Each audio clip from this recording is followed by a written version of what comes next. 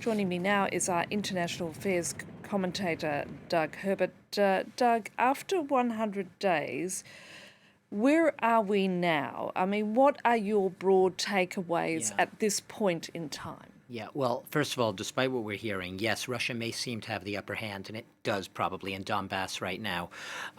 This war is not going to plan. Contrary to all the Kremlin and Putin's propaganda, it has come at enormous human and military cost for Russia. And let's not forget, after earlier in the campaign, the initial goal being to roll into Kiev and be hailed as liberators. Anything but that. They retreated from Kiev, also failed to take the second city, Kharkiv, turned all of their focus to Donbas. Other things. The brutality and ferocity of this Russian assault. And yes, I say this Russian assault. I'm purposely not saying the Ukrainian assault. This is a unilateral war unprovoked against Ukraine. It's just coming to light, just coming to the surface. Beyond Bucha, we are going to be hearing more and more of war crimes and atrocities committed by Russian forces. The toxic propaganda of this war. A country now, Russia now, we're talking within Russia, where dissent has been all but crushed.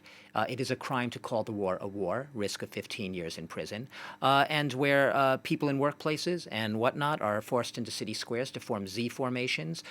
It's becoming literally almost a police and totalitarian state there. European relative unity. A couple of years ago, Macron was calling NATO brain dead. NATO has managed to rally. Europe has managed to rally. Sure, there are cracks in the edifice, but it is absolutely remarkable the degree to which they have come together faced with this type of threat. Needless suffering of Ukrainians, a refugee crisis that has uprooted and destroyed hundreds of thousands, if not millions of lives, sent people fleeing into Europe, not to mention the displaced within. Food crisis, we're just at the edge of that right now.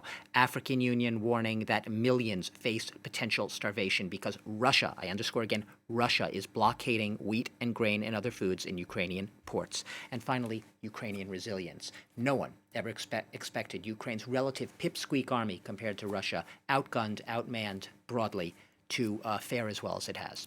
So, what about the next 100 days and beyond? Yeah.